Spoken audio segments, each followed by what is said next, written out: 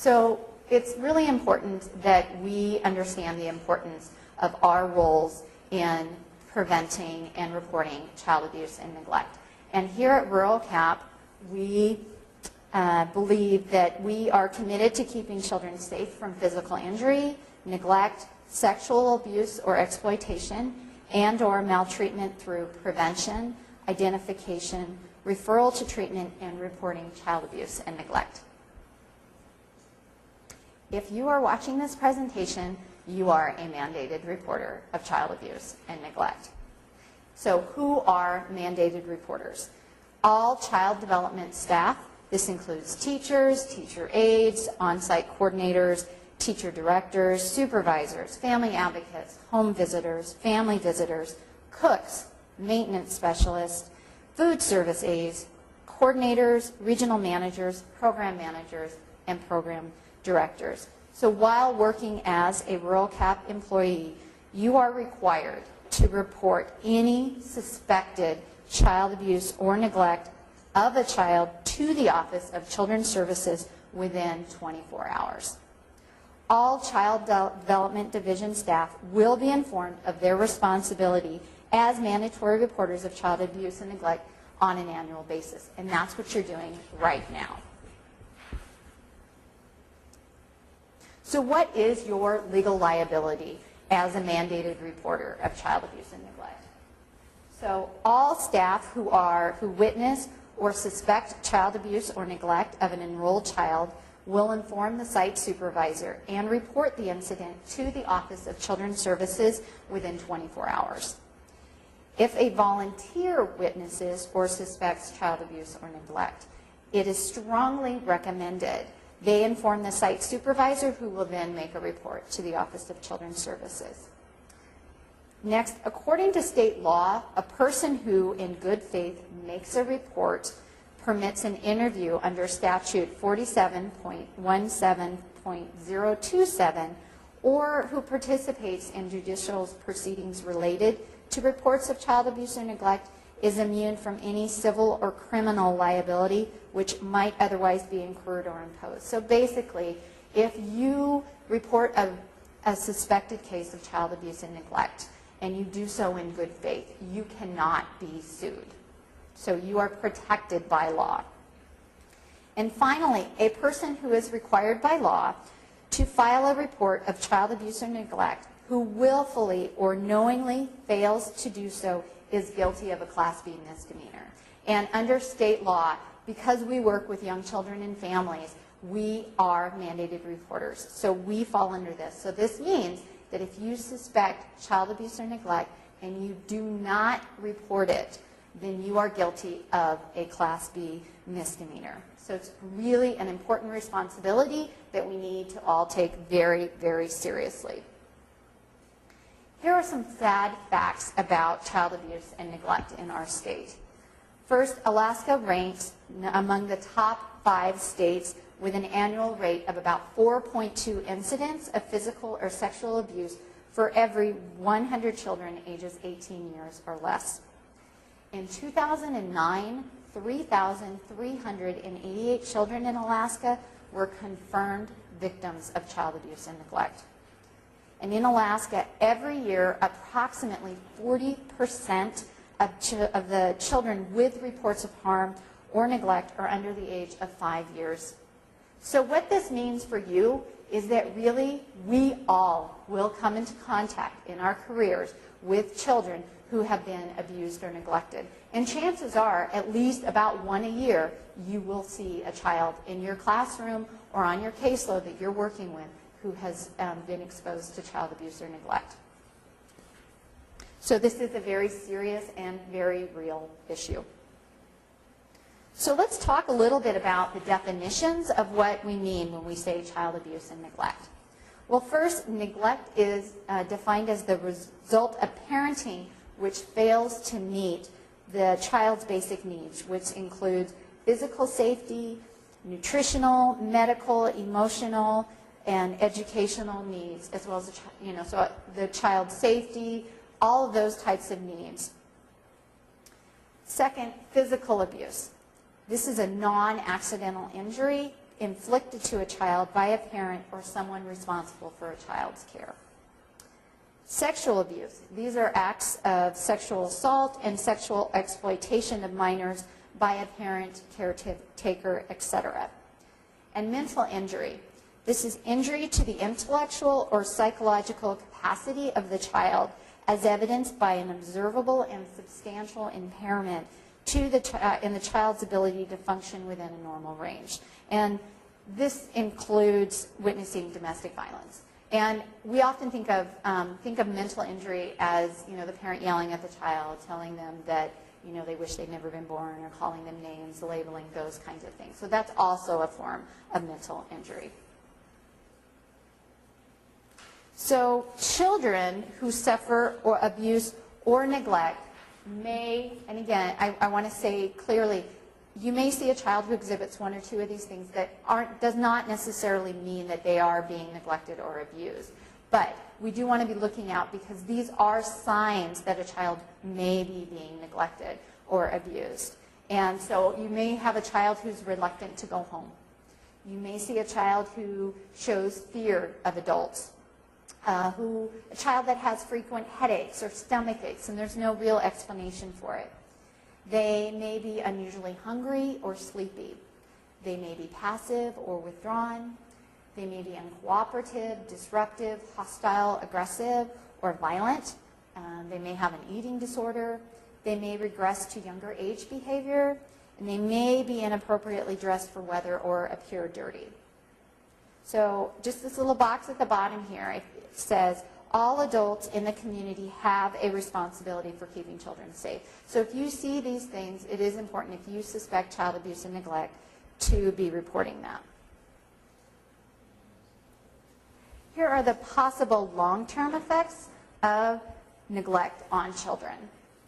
So these include the lack of bonding capacity. They may have a difficulty bonding or connecting with others. Poor coping skills. They have a difficulty coping with everyday situations. Learning and emotional disabilities. They may show limited parenting skills as adults because they didn't have that type of parenting, nurturing parenting as a child. They may show antisocial behavior, including aggression, alienation, withdrawal, and isolation from others. And they also may demonstrate poor relationship skills. Now, the possible long-term effects of physical abuse on children include having a difficulty trusting others, fearful of physical contact with someone else. They may show depression. They may have difficulties concentrating. They may have low self-worth. They may have limited parenting skills as adults. And again, they may show these antisocial behaviors, including aggression, alienation, withdrawal, and isolation. And again, they may have difficulties developing positive relationships with others. The possible long-term effects of sexual abuse on children include having a damaged self-image, feelings of shame, or engaging in self-destructive behaviors such as substance abuse or cutting themselves, those types of things. They may be depressed. They may isolate themselves from others. They may be angry, distrustful of others. They may be fearful of others, and they may experience emotional ups and downs.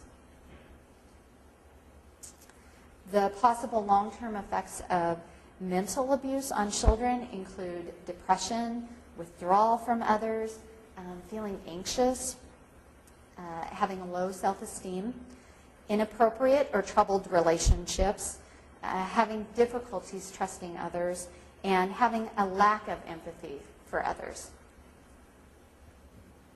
There are some things that studies have shown have been contributing factors to child abuse and neglect. Children who are in homes with parents who engage in alcohol abuse or other substance abuse may be at higher risk, and children in homes where there's domestic violence are definitely at higher risk for experiencing child abuse or neglect. Parents or caregivers who abuse alcohol or drugs may neglect the child's emotional needs. They may fail to adequately really supervise the child, putting the child in dangerous situations. They may fail to provide adequate nutrition for the child. They may expect the child to handle responsibilities beyond their developmental abilities. This is, the 3-year-old who's expected to cook dinner, those types of things. They may fail to protect the child from sexual predators. We actually see this a lot because the parent is either, inebriated or is high and people are coming in and out of the home. They're not protecting their child. They may not know the people who are coming in and out of their homes, and they are inadvertently exposing their child to possible sexual predators. They may have poor judgment about discipline, and they may also have blurred boundaries. Sometimes you'll see this where there's really an inappropriate relationship between a parent and a child. Now, the link between domestic violence and child abuse is very, very strong. 63% of abused women report that their children were also abused. And children who are exposed to domestic violence in the home are traumatized and may develop post-traumatic stress disorder. And there's actually been a lot of research on children who have been exposed to domestic violence, and we're seeing that really they have some of the worst outcomes of children. So children who witness violence in the home are 1,000 times more likely to become abusive adults. Now, it does not mean that they will become abusive adults, but it does certainly put them at a much, much higher risk to do so. Children who witness violence are also 24 more times more likely to commit sexual crimes. They are much more likely to run away from home. Juvenile offenders are 4 times more likely to come from homes where adults are violent. And they also have a 74% greater chance of committing a crime against another person. One of the things that often gets asked is, why do children not tell about the abuse? So let's talk about some of those things. First, a child may feel shame and guilt towards themselves and their family about the abuse. They may fear that they won't be believed, and in some cases they have told and have not been believed. There may be a lack of awareness that the abuse is inappropriate. If this is all that they've known, they may think that this is normal. They may fear of losing their family, and that is a reality if they have been experienced severe enough abuse that they will be removed from the home. And so that's a very real fear of the children. So fear from being removed from the family. Threats made by the abuser. The abuser may threaten to kill the child, or he may threaten to harm people that the child loves in order to make sure that the child does not tell. The child may fear that the same actions will happen against their younger siblings, and they're feeling protective of the younger children in the home. This is actually very common, where it may be the oldest child who is taking most of the abuse, and that child very much fears that if they tell or they are removed from the home, then that abuse will then be targeted towards the younger child in the family. So they feel very protective of the younger children. There may be a lack of understanding or empathy from adults around the child. Maybe the child is trying to tell, and the adults don't believe them, or they don't understand what's happening or what the child is trying to say. The child may be confused and may not be able to really fully explain what's happening. The child may fear of being labeled, and there may be a lack of communication. If you have a very young child, they're not going to be able to tell, or they're not going to be able to explain what's happening to them. Or they may live such a chaotic lifestyle that they're moving from place to place to place, and the child really doesn't have someone outside of the home that they can tell. So who are abusers? What does an abuser look like? Well, the reality is that anyone can be an abuser. Abusers are people in all walks of life, people in all income brackets, and people of all cultural and social backgrounds. So you cannot tell who an abuser is just by looking at them. Now, some signs of adults that abuse children include they may show little concern for the child's problems. They may ignore inquiries or questions from teachers or other concerned adults. They may delay getting medical attention for the child. They may blame others for the child's injuries or have suspicious explanations for how the injuries appeared. They may be reluctant to share information about the child. They may abuse alcohol or drugs. And they may be violent towards others or be a victim of violence themselves. So what do you do if you have a child who makes a disclosure to you? So here are some things that you absolutely want to make sure that you do. First, you want to find a quiet, private place to talk to the child. You don't want a lot of other people around. You want to be sitting next to the child, not placing the child across from a table or across from a desk, because that creates a barrier between you and the child. You want the child to feel comfortable. You want to use language that the child understands, and you want to ask the child to clarify language that you don't understand. You want to express your belief to the child that they are telling the truth, and this is really, really important. You really need to let the child know that you believe what he or she is telling you. You want to reassure the child that it's not his or her fault and that the child is not bad and the child did not do anything to deserve this. You also need to determine the child's immediate need for safety because you may be needing to call the police if you fear for the child's safety.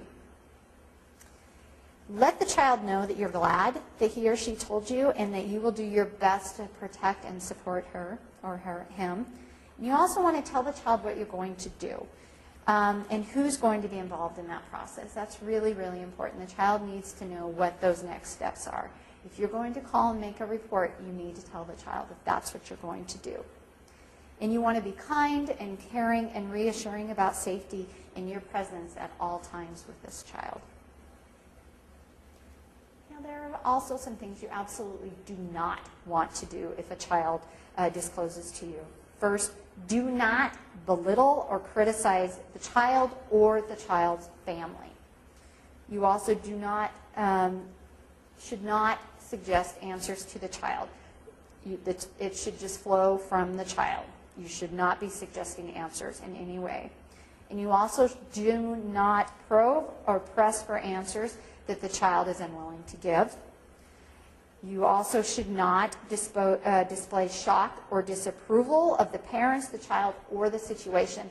And that can be really hard. You need to really kind of make sure that your facial expressions are staying neutral during the conversation. You should not be talking to the child with a group of interviewers around. There should not be a big crowd of people interviewing the child. And most importantly, do not make promises to the child about not telling. You cannot keep that promise. And do not make promises about how the situation will work out because you don't know.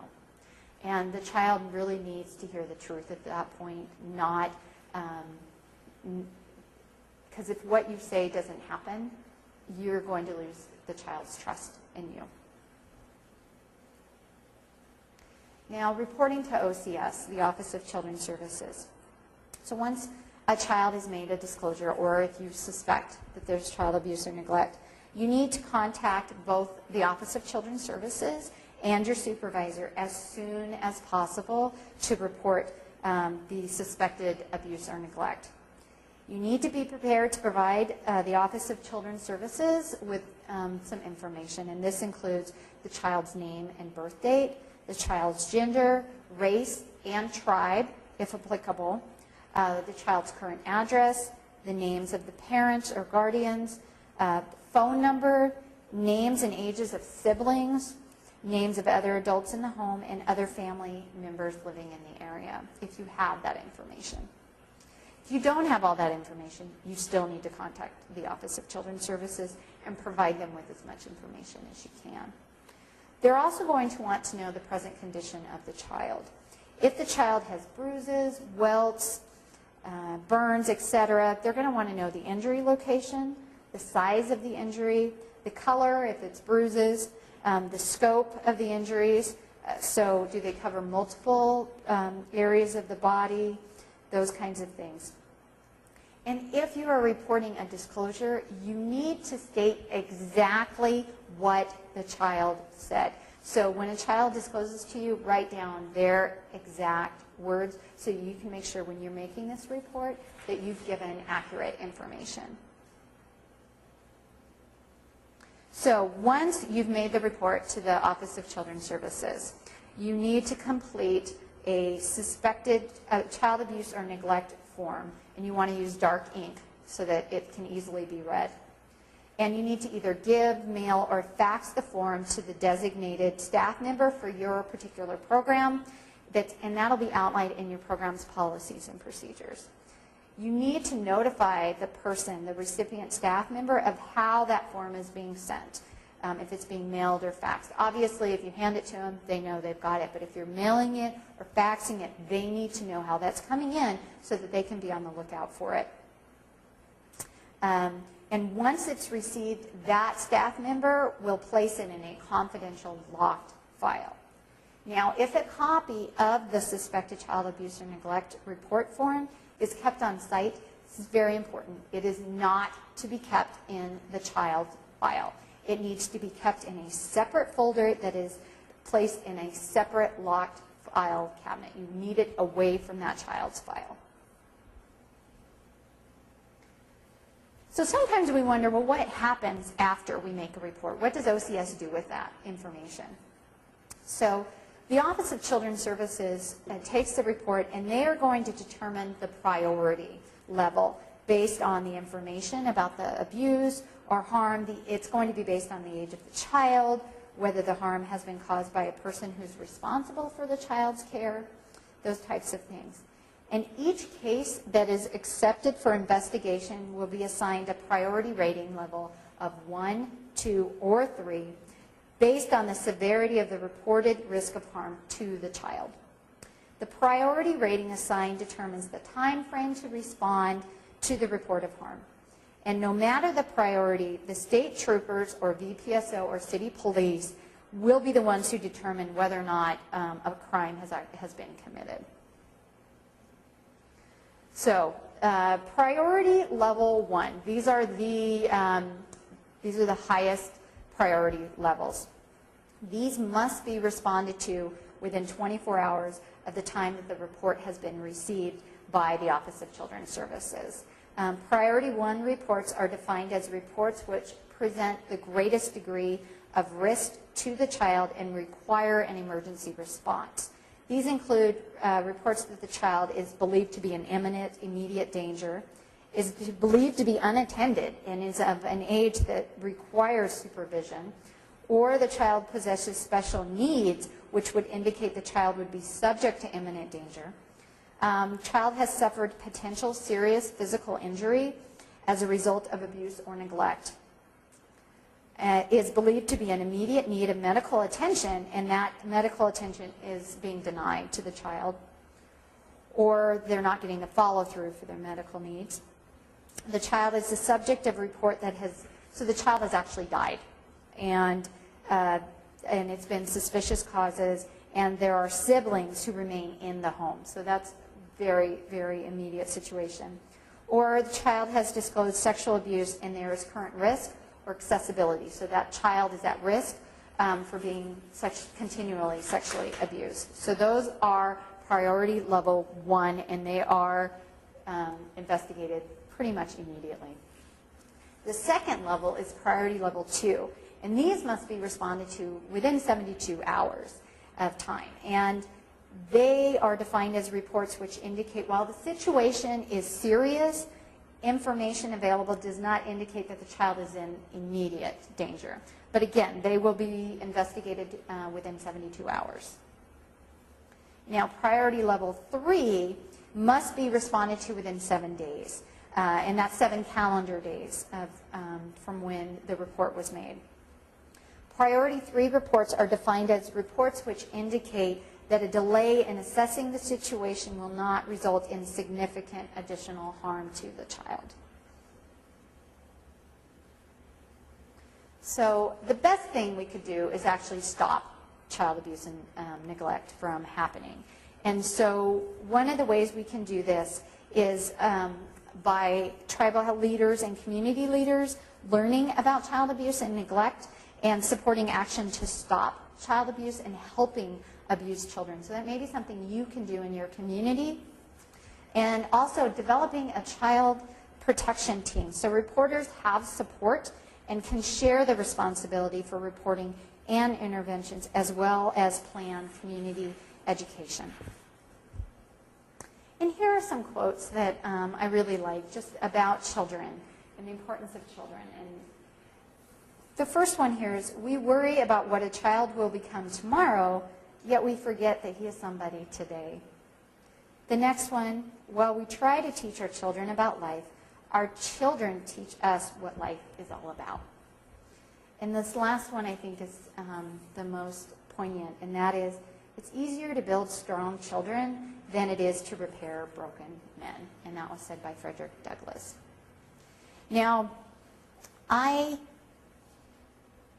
have been in this field for many years, and I myself have had to report suspected child abuse or neglect. And I have felt that fear of, if I make this report, that they're going to pull the child from the program, or the parents are going to be angry and they're going to come after me, or the community is going to be angry. I have felt all of those fears myself. And I have had to make those reports. And every single time that I have made a report of suspected child abuse and neglect, the situation has actually been much worse than what I had suspected. So what I want to say to you is that it is your obligation.